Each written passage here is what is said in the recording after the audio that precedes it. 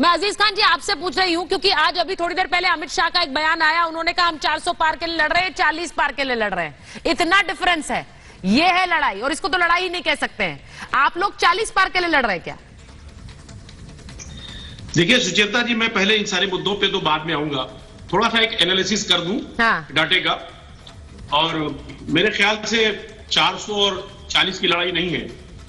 मैं तो सिर्फ ये कहना चाहूंगा कि इंडिया के जुनून का नतीजा जरूर निकलेगा, इसी स्याह समंदर से नूर निकलेगा। सुचेता जी एक बात समझिए कि जो हालात पैदा हुए कल, पहले फर्स्ट फेज का चुनाव था, उस चुनाव में आपने देखा कि कितना बड़ा बदलाव आया।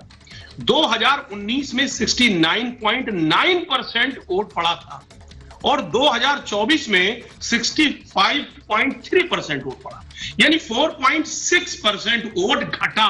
पहली पॉइंट। अब 4.6% वोट कितना होता है इसका अंदाजा लगाएं कि फर्स्ट फेज में 20 करोड़ वोट पड़ने थे, जिसमें 4.6% वोट नहीं पड़ा, यानी करीब 74 लाख, करीब 76 लाख वोट नहीं डालने गए लोग, यानी पिछले के कंपैरिजन में। एक बात आप जान लीजिए। दूसरी बात मैं आपको बताना चाहूंगा कि एनडीए वाली सीट जो पहले थी 2019 में, उसमें 5.9% का चेंज आया, गिरा है ग्राफ, यानी लोगों ने वोट नहीं डाला 5.9%। और जो नॉन एनडीए है उसमें 3.2%, यानी करीब डबल का, यानी 3.2% जो नॉन एनडीए के जो सीट्स हैं उनमें वोट डालने लोग नहीं गए, लेकिन बीजेपी यानी जो एनडीए की सीट थी उसमें 5.9% लोगों ने वोट नहीं डाला। सवाल क्या है? हम जानना चाहते हैं कि वोट का परसेंटेज बड़े लेवल पर गिरा। अच्छा, लोगों में नहीं, अच्छा ठीक है, आपने बोला वोट परसेंटेज गिरा है। अरे भाई बात नहीं सुन रहे। सुचित्रा जी, आप देश की बहुत बड़ी पत्रकार हैं। नहीं अजीज जी, आप कितनी देर से बोल रहे हैं, ऐसा नहीं है मैं आपको टोकती कहूं। दुनिया देखता है, आप खुद इतनी वरिष्ठ हैं। फैक्ट पे बात करेंगे। हाँ, नहीं, हम फैक्ट पे बात करेंगे ना, हम बेकार में इधर उधर हल्ला नंगा नहीं करेंगे, अननेसेसरी अनर्गल बातें नहीं करेंगे, हम फैक्ट पे बात करेंगे। बोलिए बोलिए।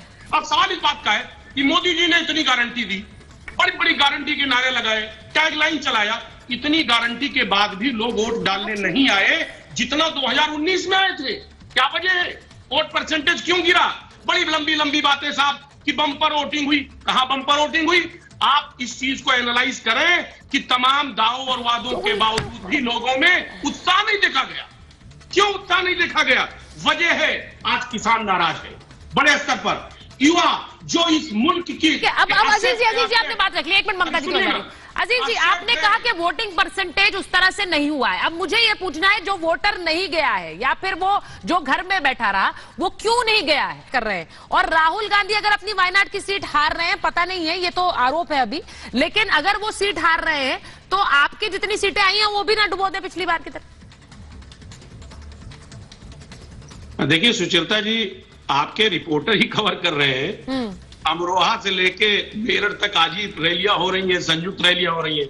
आप के शर्मा जी इतना बिजी रहते हैं, वो तो टीवी भी देखते नहीं है, उनके पास कोई संयुक्त हुई है? एक नाम बताइए। अरे सर, अरे एक जगह बताइए, एक जगह बताइए। राहुल गांधी, अरे राहुल गांधी और अखिलेश की एक जगह बताइए। अरे सर, आज टू डेट आज हुआ है, कल वोट पड़ गए भाई। आप क्यों वोट पड़ गए जनाब?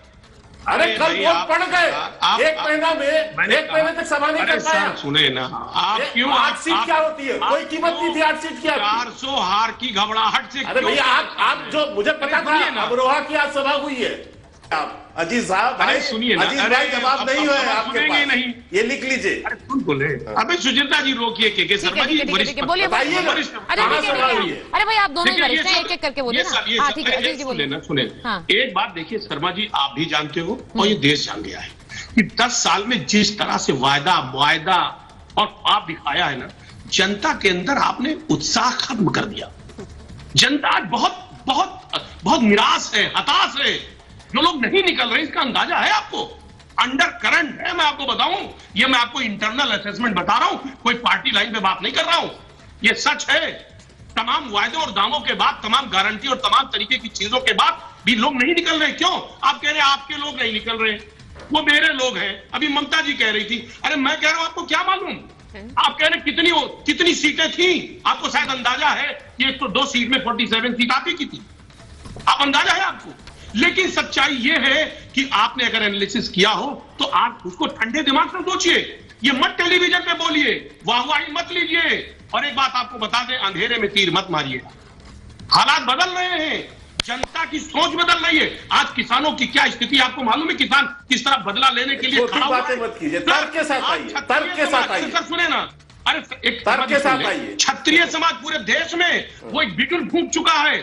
और आप जानिए, ये कहावत है कि जिस जो ओर जवानी चलती है उस ओर जमाना चलता है। देखिए, मैं एक और वो चीज पर जवानी बात और करना चाह रही जमाना, हूं। सुनिए मेरी बात। हाँ। आज वही युवा, उसी ने सरकार बनाई थी, बीजेपी की युवा ने सरकार बनाई थी। आज युवाओं पे लाठियां बांधी आपने, उनको आपने रोजगार नहीं दिया। अजीज खान आज साहब, मजबूर हो अजीज गया। खान साहब मेरी आज बात वो सुनिए। समझ रहा है। अजीज खान साहब मेरी बात बदला सुनिए। लेने का। ये मैं आपसे पूछ रही हूँ, क्या अभी भी यह हो सकता है एक और हाई प्रोफाइल सीट जिस पर अखिलेश यादव उतर जाए? क्योंकि आपके जो गठबंधन के साथी हैं वो तो यूपी छोड़ चुके हैं। आप लड़ेंगे क्या? आपके नेताजी लड़ेंगे क्या? देखिए सुचेता जी, हमारे नेता और हमारी पार्टी, ये एक पूरा एक पार्लियामेंट्री बोर्ड है। वो तय करती है कि कौन लड़ेगा चुनाव, कौन नहीं लड़ेगा और किन किन परिस्थितियों में क्या होगा, और ये नेता तय करेंगे। परिवार, हमारी एक परिवार का बोर्ड है, परिवार का। करके प्रवक्ता नहीं। अरे सर सुनिए ना सर, अरे सुनिए ना, प्रवक्ता नहीं तय करते, टीवी पे तय नहीं होता। एक परिवार बैठता है और वो तय करता है कि शिवपाल के बेटे लड़ेंगे, शिवपाल लड़ेंगे। रोज टिकट बदल रहे हो आप बैठ के, कभी चाचा, कभी भतीजा, कभी फलाना। मैं कह रहा हूँ, ठीक है, अब उन्हें बोलने दीजिए, मेरे पास समय नहीं है, मैं जल्दी से बोलूं। पार्लियामेंट्री बोर्ड है, बीच में बोलते हैं। काय का पार्लियामेंट्री बोर्ड है, घर का बोर्ड अरे के शर्मा जी बोलने दीजिए ना उन्हें। लास्ट भतीजी, हाँ। बहू, सर बेटी। शर्मा जी, आप नहीं पहले ऐसा करते थे। ठीक है, ये है कहीं दिक्कत आपको आज? हाँ देखिए, एक बात समझिए आप, हमारे नेता तय करेंगे और हमारी पार्लियामेंट्री बोर्ड तय करेगी। इसमें अगर ऐसा होना है तो बातें तय हो जाएंगी। अभी आप राहुल जी के बारे में कह रहे हैं, हमारे सुनिए मेरी नेता बात। तय करेंगे।